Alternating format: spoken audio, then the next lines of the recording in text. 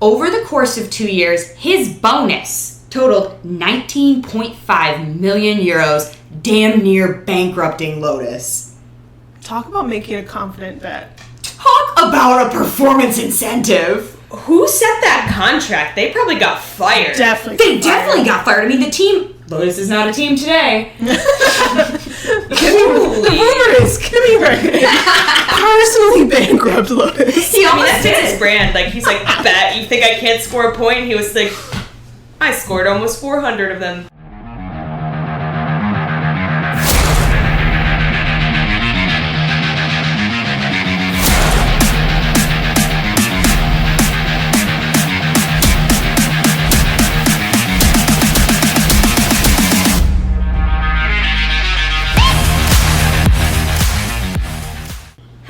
And welcome back to The Grid. It's episode 18 and we don't have a race this weekend, so we thought since we've been promising, it's been long awaited by all of our fellow consultants and finance geeks out there. Today we're talking Formula One budget. And do you know who actually audits Formula One? Or provides financial services for Formula One? No, actually I don't. No guesses? Is it a small firm, perhaps, by the name of Ernst & Young? It's actually Deloitte. Ah. Of course. Right? God! That would be so cool! Yeah, that would be so cool! I'm gonna switch jobs now. I'm literally gonna, apply to Deloitte tomorrow and be like, can I get... They're gonna be like, you're not even an auditor. You're not a CPA, which... this is a big nerd out episode. Had a lot of fun researching and getting into some of the details that we're going to discuss today.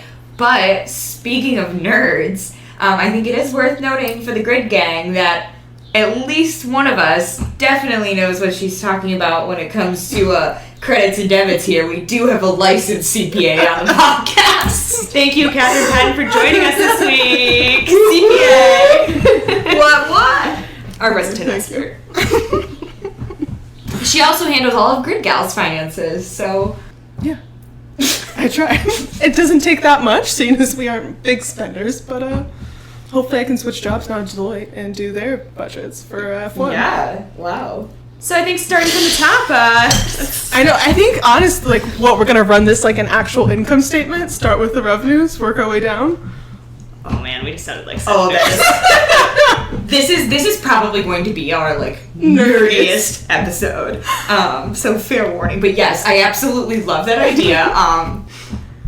Let's talk revenue. Hit it. Take us away. Take us away, Jack. All right. So how does an F1 team actually make money? Question. Yeah. The teams. I mean, obviously they make money, but they actually don't. They're actually not that profitable. I was about to say do they really make money? We'll break the profit down later. We're just going to start in the cash flow coming in the door, straight revenue to begin. But do we have a 13-week cash flow breakdown? You know, a gal could draft one up. I bet you actually could mock one up really fast. Yeah, but I bet their audited financials are out there. Okay, anyway.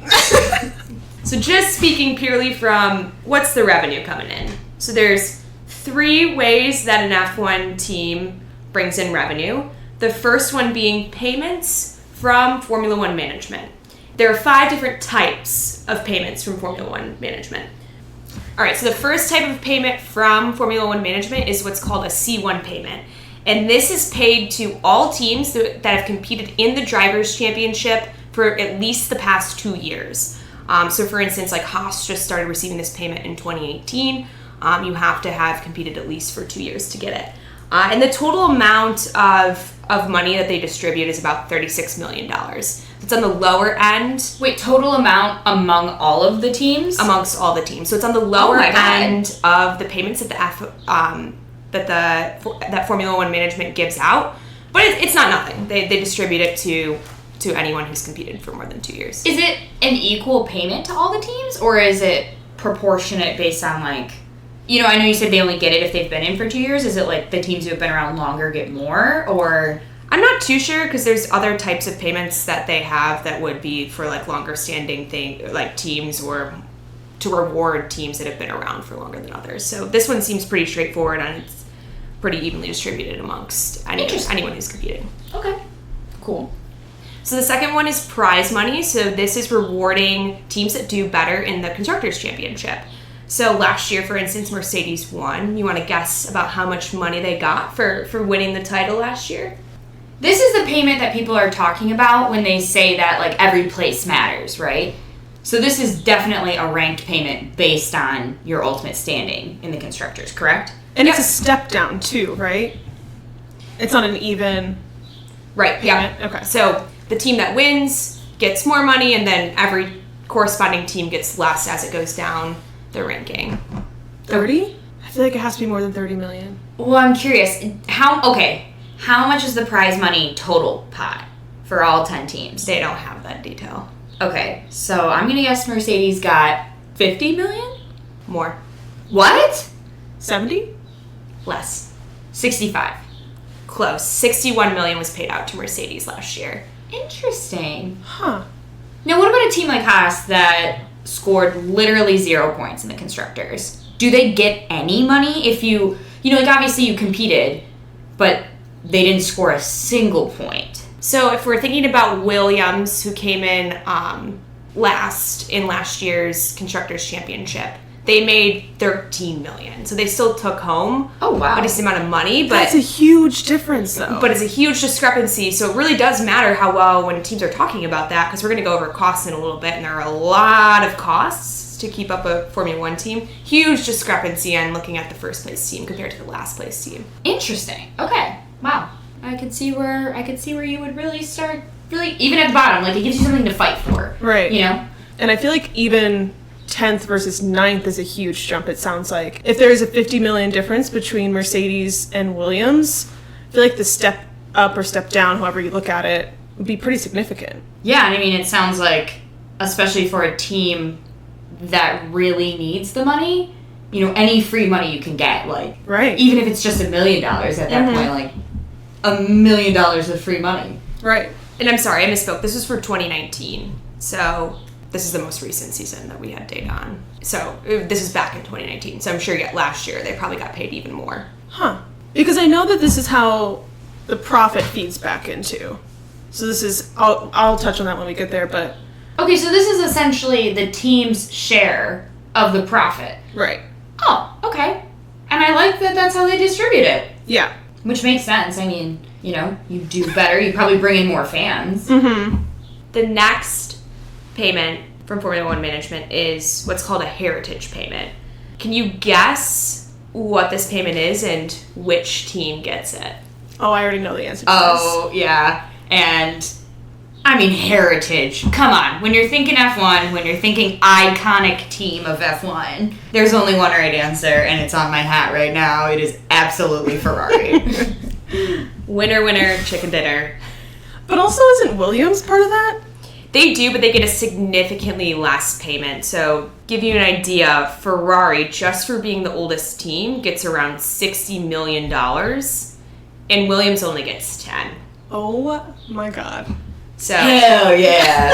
Let's go. I'm not sure on why they've worked that out, but yeah, it is quite a difference, even though Williams is an iconic team too. I mean, hasn't been performing as well as of recent, so that might have something to do with it, but Okay, so only 2 teams get this money, but, like, where does this come from? That doesn't necessarily seem fair that only 2 teams... I mean, Ferrari fan here, so I do think they've done a lot for the sport, but, there are other teams that have also been around for a while. I guess, where does this money come from, and why do just those 2 get it? So I feel like that goes into the profit of Formula One, where all of the profit from Formula One is split 50-50. 50% goes to the shareholders, the other 50% is given to the teams, and of that 50%, like 23.75 is shared evenly between all the teams. And then another 23.75 is what Jack was saying, which is broken up by the Constructors' Championship ranking. Okay, so 23.75% is evenly split. Right. Another 23.75% funds the prize money pool. Right. That's based on points. So if you're doing your math, we're not quite to 50 yet. And then 2.5 is given just to Ferrari. But they also get the amount that's split evenly and wherever they rank in the constructors. Well, I guess that's what you get. The legendary team. But you can see how this might cause an issue with new teams entering. Yeah. Because now you wouldn't be splitting evenly between 10 teams, you'd be splitting evenly between 11 teams, and that's a smaller piece of the pie no matter how you cut it. So naturally, there is an incentive for existing teams to oppose the entry of a new team if it's not replacing Exactly. a current team. Yes, and I think that's what we've seen with Andretti Racing. Because they've tried, I think, a couple times to enter into Formula One. And I think you have some of the entry costs for Formula One. It's like $200 million. And they have the money prepared to spend to get into F1, but the teams have, like, vetoed it.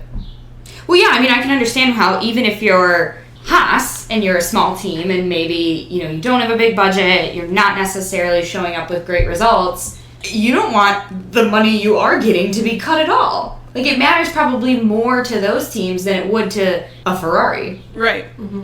Wow. So sorry, that was a little bit of a little rant there, but... No, really interesting to understand why, or where that money's coming from. Yeah, because, I mean, it's not...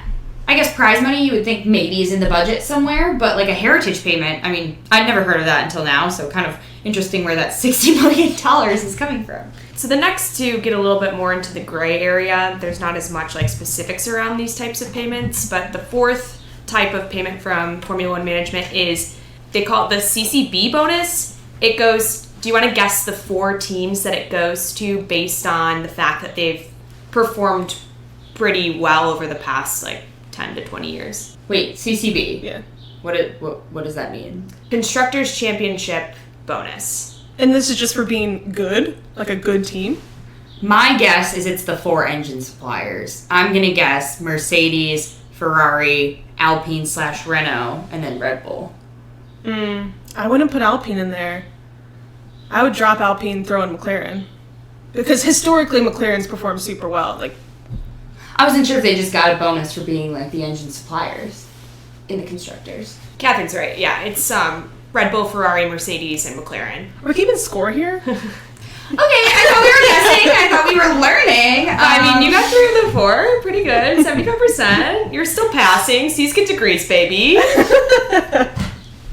Degree from the Grid Gals F1 School of Finance. But yeah, it's just you tend to do well, we're going to give you money.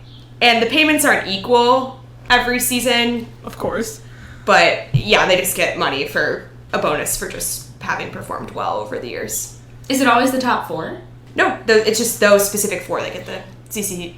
It's not like You're it changes. joking. No, Oh my god. this is those 4 teams. Okay. I can understand why people might feel like this sport is rigged, but anyway. moving on. Yeah. Because there's a lot about the cost cap that makes things fair, but this doesn't sound fair, like, at all. Yeah, like also like what performance? How is that measured? Is like a rolling 5-year cycle? Like, are there metrics? No, to it's just hit? those 4 teams, it sounds like. It's just since, your like, vibes.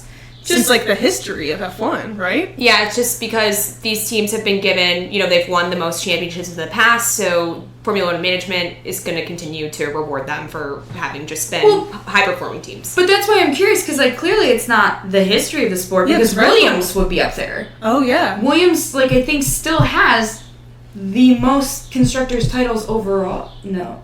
I don't know. That's a good But Williams is one of the most winningest, which doesn't sound like it's a real word, but it is, and I hate that I know that because I learned via Michigan football. Anyway, they're like one of the most winningest teams in the history of F1. Yeah, and So- I was surprised to see Red Bull on that list because they're relatively new. Weird. Really, what I've looked into it a little bit, and it says that the ones that have been performing well as of recent, they've awarded them this bonus, and it's these 4 teams only. It's not changing. I feel like the more research we've done on this, the more questions I have. Yeah, it's very confusing. So if you're like trying to find information about it, it's not necessarily super straightforward. It's like whatever the wind's blowing that way. Formula One management's like, you are the 4 best teams that we feel. We're just gonna throw you money every year. Like what? And they're just like, hey, I love you. Here's some cash. Yeah? Like yeah, basically. And then so if you're really got a lot of questions about that one, then you're probably gonna have even more questions about the 5th type of Oh my payment. god. Hit me with it. Which are just other payments, independent contracts, that each team can make with Formula One management, it's almost like betting, like a team's betting on their performance. So, for instance, Mercedes was like, if we win 2 Constructors' Championship, you're going to pay us $35 million. What? And at Formula One management, it's like, bet, we'll take you on that bet. And so they paid them $35 million because they won 2 championships. It's literally like you enter into an independent contract with Formula One management, being like, I think that our team's going to do X, Y, Z. If we do, you're going to pay me X. Okay, what if you don't deliver on your bet? Do you just not get paid, or do you owe them money? Like, is this like a... I'm not sure. I just know that that would make sense if it was a true bet. Like, there's some risk to it. I'm sure there is some risk to it, but that's all I can tell. It's just that they have an independent contract. If they meet the commitments of the contract, Formula One management pays them. That's wild. That is wild. That is. Oh, I would be losing a lot of money with the confidence I have. I feel like I would always be like, oh yeah, bet, and then just like lose. You're like, this is my year. Actually, it's my next 3 years. Put me down. Hundo Mill. Wow. Yeah. So that's why there's been a lot of buzz. Obviously, you can see maybe why some of teams end up always performing well in the Constructors' Championship. We talk a lot about how money is a direct influence on results in this sport, so it makes a lot of sense why we continue to see these teams at the top of the pack. Mm-hmm. And so that's why they drew up the Concord Agreement, which is going from 2021 to 2025. That's supposed to try to even the playing field and make things more equal, so that the revenue that's being distributed, teams that are winning get rewarded, but not so much that it creates such this clear divide between being able to compete with them. But this is the agreement that basically set up the budget cap, right? Yes, Yeah. yes, it has a lot to do with the budget, which I know we're going to go over in a little bit, but they brought it up here because, as you can see, things are a little bit skewed towards Formula One management's favorite teams. I could definitely see how maybe teams and or fans would have a lot of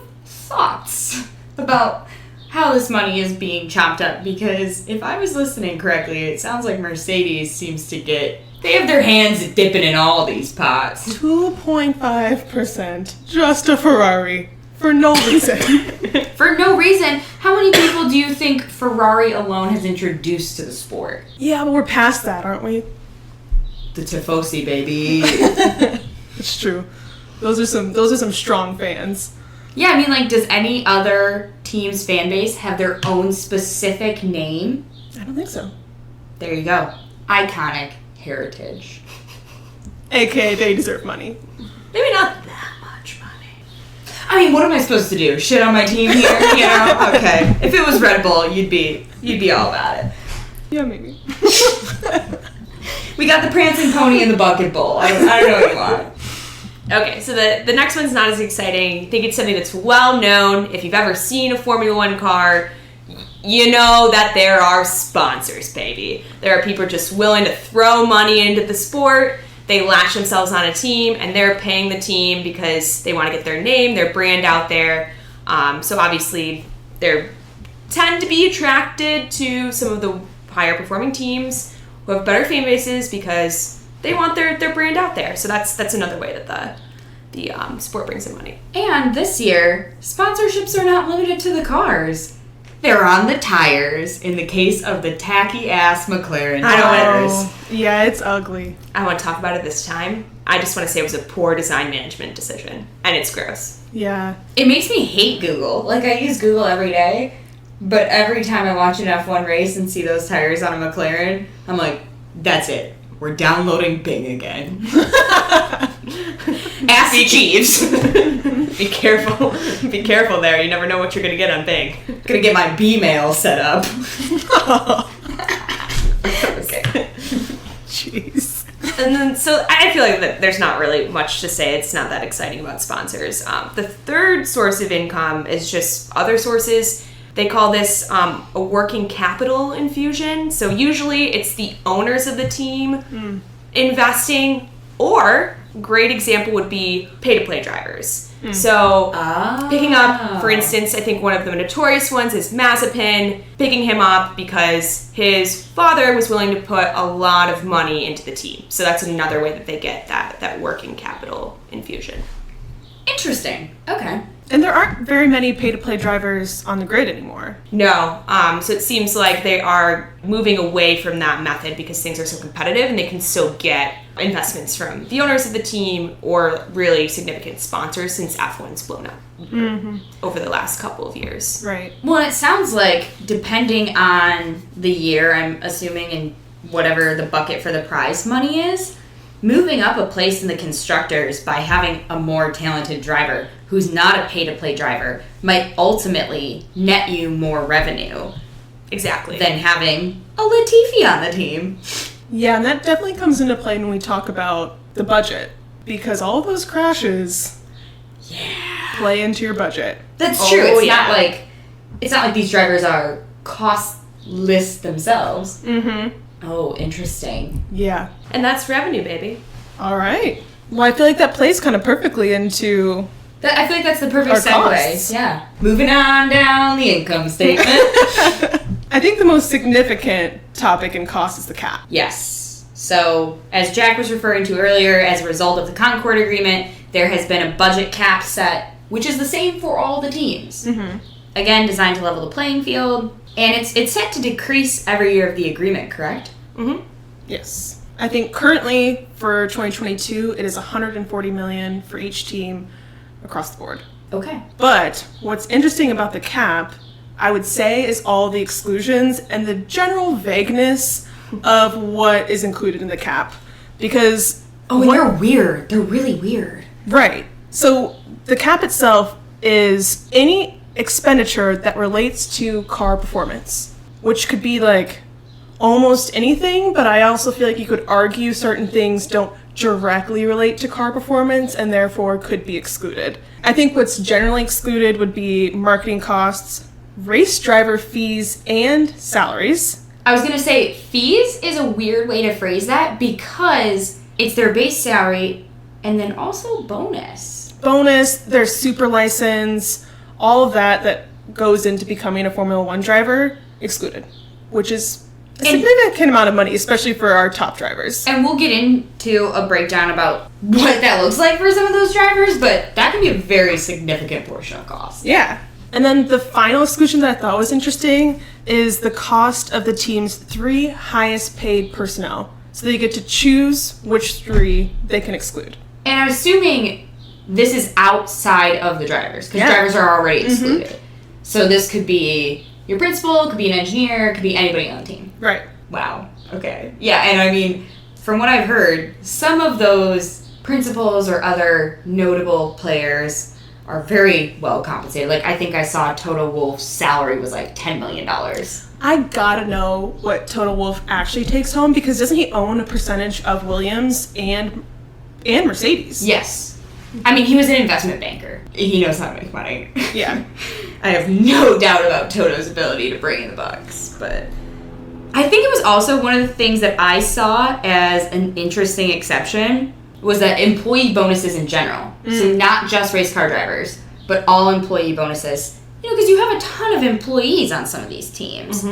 And I did think, in addition to the top 3 highest salaries being exempt, all of your employee bonuses are exempt. And all travel and hotel stay. Yes. Really? Yes. Yeah. I did find that one interesting. And here's another one that I think is a little ambiguous. An exemption from the budget cap is the cost of purchasing a customer engine supply deal up to, I think, $12 million. Right.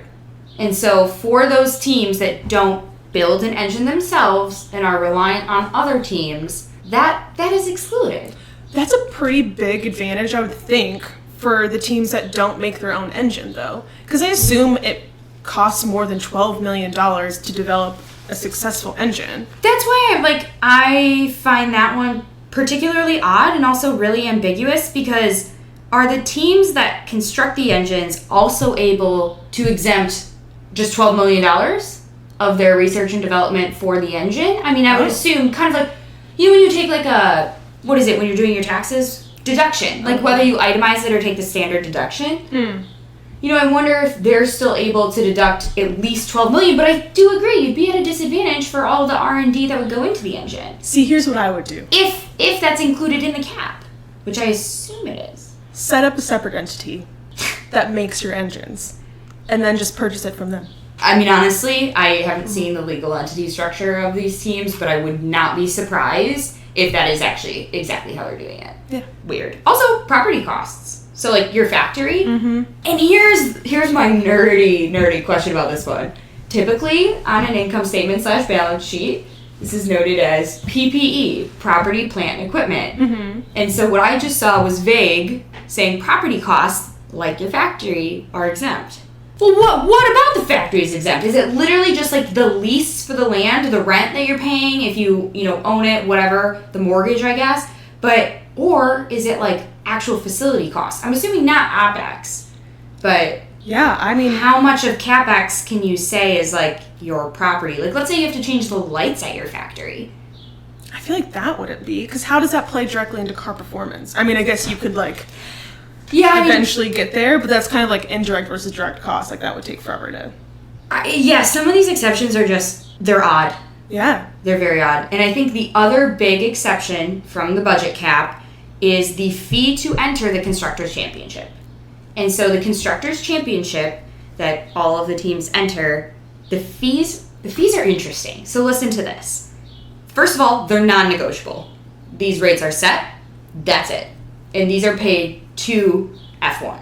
So there is a base fee that all teams will pay regardless. For the 2022 season, that fee was $577,278, which is also... Where did they get that number? Exactly. Like, I'm like, it's so specific. I have no idea. Very weird, right? But then here's where it gets weirder. Just pick a number out of thin air. You think they're just like rolling some dice? Like, yeah. And the first number is 5. Followed by a 7. Oh no, another 7. Yeah. So thinking of lottery balls that they like just picked up a random lotto ticket and were like, this seems like a good entry fee. Well, the weird part is then, in addition to the base fee, you pay per point that you scored the season before.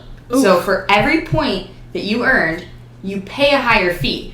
But the champion pays more per point than any of the other teams. Driver and constructor? No, this is just constructors. Okay. These are the fees to enter the Constructors' Championship, and so it's all based on constructors' points. Got it.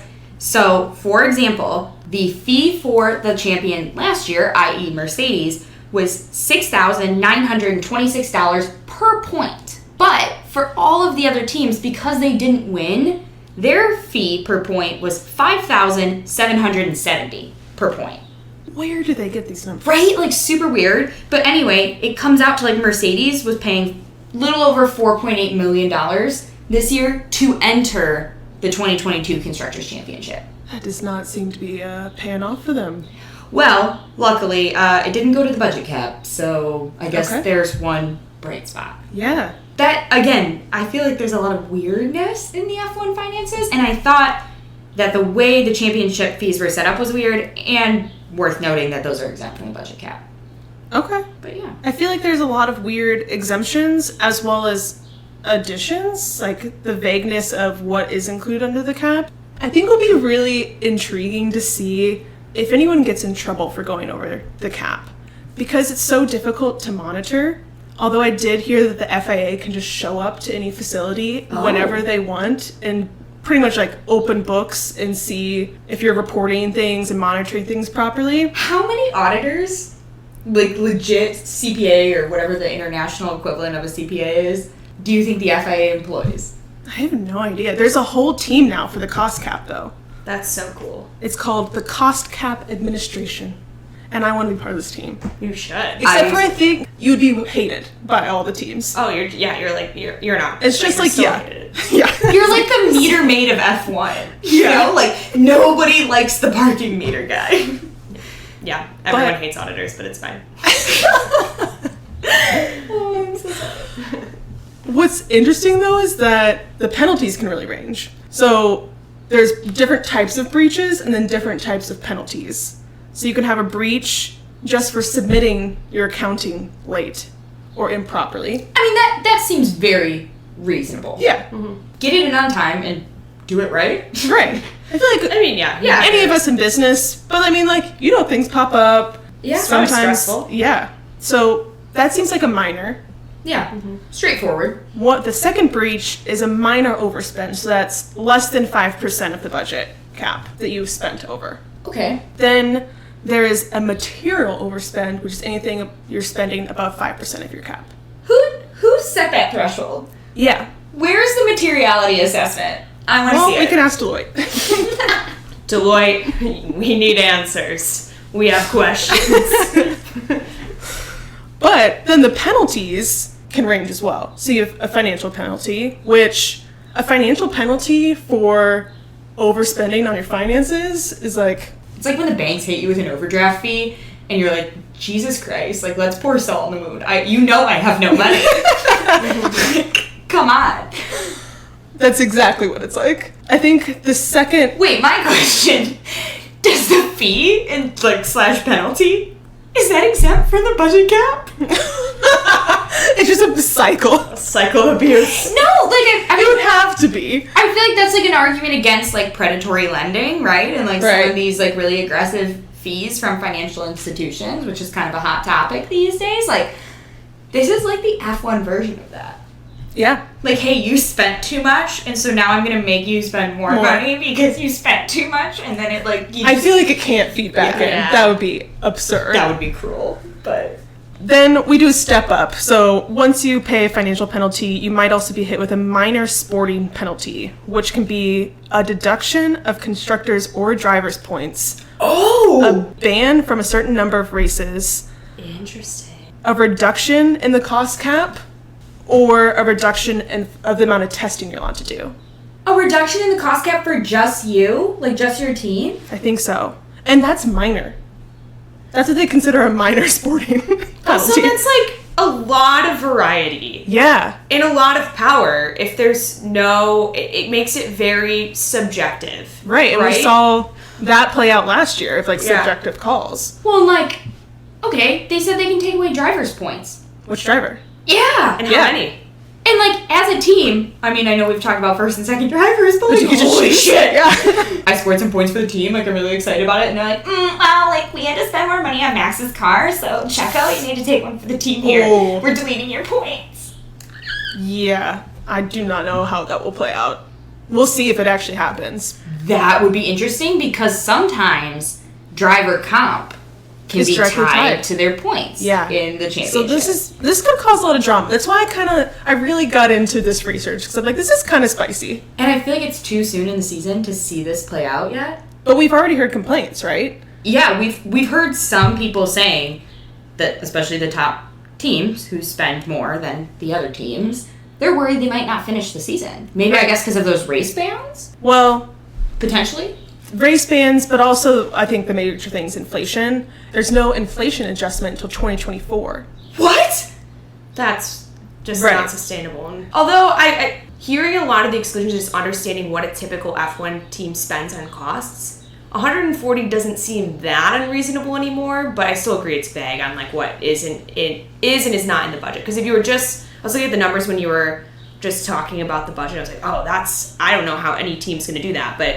If you exclude salaries, you're excluding some of these other like marketing, running ops costs, you're excluding some of the manufacturing pieces, then it seems a little bit more achievable. I just think with all of the people that are involved in building an F1 team, what is it, like Mercedes has over 1,000, other teams have more like 600 or 700. Salaries alone, I feel like would get you pretty high. And then if you have a Latifi on your team who crashes every other weekend, or God forbid, when Mazepin was driving. No, I mean, I think your point about, like, even with the exclusions, I mean, clearly you can do it. They are doing it. But I do think it's interesting to compare to what they were spending before this cap. And at least in 2019, okay, so granted, I don't know if you tally up all these exclusions, what this totals. Mm-hmm. So we have to keep that in mind. But in 2019, just for comparison, Mercedes spent about $484 million, Ferrari $463, and Red Bull $445. Sheesh. So I wonder if you tally up all these exemptions, what that looks like, and like how much the true deficit is now. Right. Because I think a lot of the exclusions make up a big chunk of that. If you're excluding the driver's salaries, if you can exclude a lot of your top paid executives, if you're excluding all a the lot logistics, of like stuff, travel. because like I think logistics is so like the shipping of everything. Oh, okay. I think that is is- included. okay, then that So it's might- more like just like personnel travel costs. Yeah. Only travel and hotel stay of the team. Oh, but like physically shipping the car is in the cap. I believe so. See, that's wild. Because that's where something like inflation is really. I mean, look at gas prices. Right. I think everybody's felt the pain at the pump lately, and you're telling me there's like no adjustment being made for that? Right. Not till 2024. Okay. Yeah. Yeah. Wow. That seems like a real concern. damn. So then our final penalty, the material sporting penalty, Oh yeah. Hit us with it. can be any of the above. So again, taking away points from drivers, reducing your cost cap, reducing testing, can also be complete exclusion from the World Championship. The constructors and drivers. Yeah. Wow. But that also means Huge. what does your revenue look like for next year? They just get to throw you out. That's what it sounds like. I feel like that's like a little orphan being thrown on the street. Like, oh my god. 5%. If you do 5%, I feel like if you're over 5% spend, you're in the minor sporting penalty, material sporting penalty area. yeah, but once you hit 5.1, game over. Yeah. Whew, no mercy. Wow. So I think we'll finally see this year, with all the teams complaining about inflation and the cost cap being really restrictive, what these penalties might actually look like. Yeah. Yeah, because that's really serious. And the FIA is not messing around this year. I think we've seen that already in the first couple races, and we're going to continue to see it. I wonder where the teams are at against the cap at this point in the season. Because Yeah. we're almost halfway through the season, not quite. Right. We've done, 9 out of 22 races? Mm-hmm. Just under the halfway point. I wonder how they're tracking against that 140. Right? Wouldn't it be fun to be God, give me the data! Little budget tracker, just a little budget dashboard. I could build that for you. I wonder if they do have to report it. Like you said, they're regular reporting cadence? Sure, it's like every month. But I don't know if it's like for the public. Probably You know? not. Probably not. So I do think the FIA puts out a lot of reports, so maybe it would be in one of those at some point, but definitely worth looking at some point. Yeah. That is very intriguing. I think the other news that we did talk about in terms of news around the paddock lately has been, although driver salaries are not currently included in the cost cap, there has been rumors that they are looking to cap driver salaries, which is an interesting point. There's a very wide range on driver salaries. We'll give you the high and the low here. On the highest end, well, first, these are salaries. So in addition to salaries, drivers will also get bonuses frequently as terms of their contract. It may be for points scored, it may be ultimate place in the driver's championship, but currently the highest salary paid driver, to no one's surprise, is Mercedes Lewis Hamilton, clocking in at a cool 40 million USD. Oh my gosh. And just for the record, this is all USD because we don't use the pound or the euro here. And Jack, can you guess who the lowest paid driver is? Okay, while No. Jack's thinking KP, who do you think the lowest paid driver is? It's gotta be Zhou Guanyu or Yuki. I only say or because I know Zhou Guanyu brought in a lot of sponsors, and I think he might be backed financially by someone, so he might have negotiated a better salary. But I still think he's the bottom. Final answer. Zhou Guanyu is your final answer? Yep. I'm gonna do Alex Albon. You're gonna do Alex Albon and Williams. Yeah. Catherine, you should have gone with your gut. It's Yuki Tsunoda at $750,000. The man didn't even get a mil, which, Damn. for the record, the other three lowest paid drivers are all clocking in at a mil, and they are Nicholas Latifi, 1 million, Zhou Guanyu, 1 million, Mick Schumacher, 1 million. Alex Albon's actually 16th at 2 million. Oh, damn. So they saw something there in him. One that I do think is interesting, though. So, okay, Lewis is top dog at 40. It shouldn't really be a big surprise who's number 2, but Catherine, I'll just let you throw a guess out there. Oh, could it be Max Verstappen? It is, but how much do you think the salary is? Hammy's at 48. Hami's at 40. 40? He's at 38. 25. What? Salary, again, salary, not total comp here. We're talking salary. But there's a tie for the third highest paid drivers. So there are two who are making the most after Hamilton and Verstappen. Charles. And Alonso? It might be Vettel. okay, so you're saying I'm gonna go with Vettel. Vettel and Leclerc for you, Jack. Catherine, what do you think? It's gotta be Leclerc and... Oh, shit. Is Norris up there? Leclerc and... It's not a bad guess. I want to say Alonso. Just because he's driven for so long. Final answer, Leclerc Yeah. and Alonso.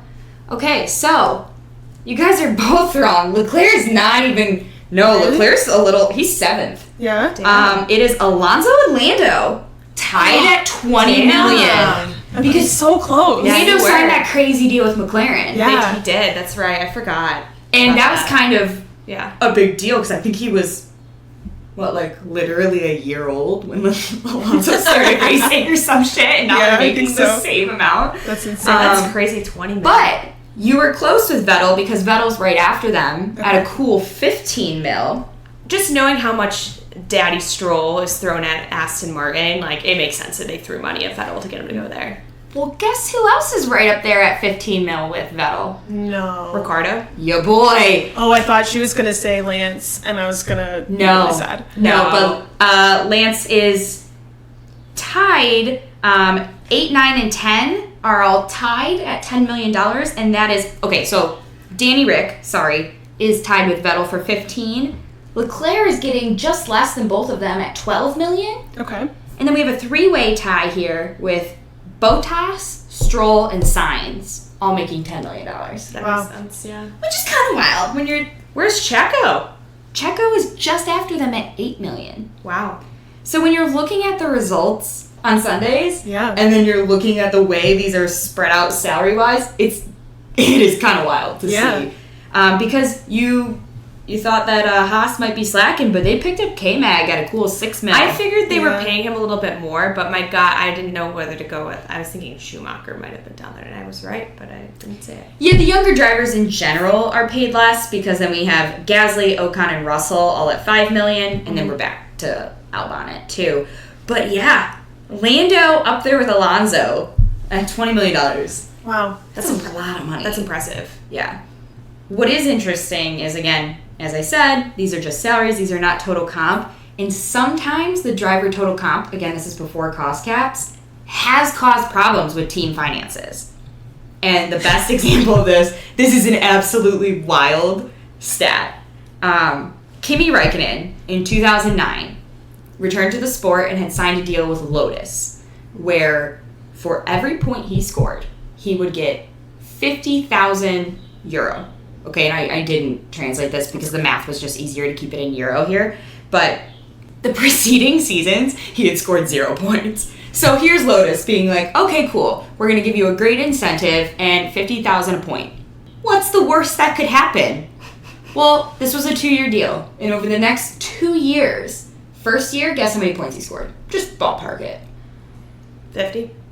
What's your guess? 35.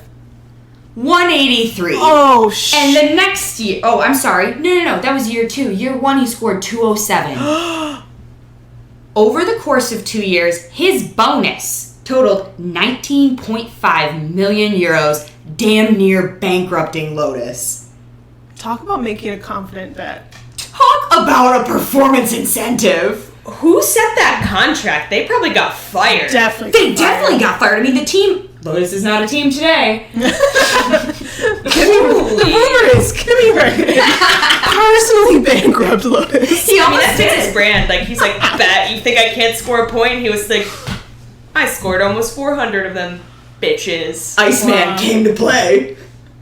Amazing. Yeah. I love that. That's such a vibe. Yeah, so that was my fun driver story about team finances, and thank God that they didn't have the budget cap back then, because he would have well, no, I guess driver salaries are exempt, but if they were included, I mean, he was racking them anyway. But Wow.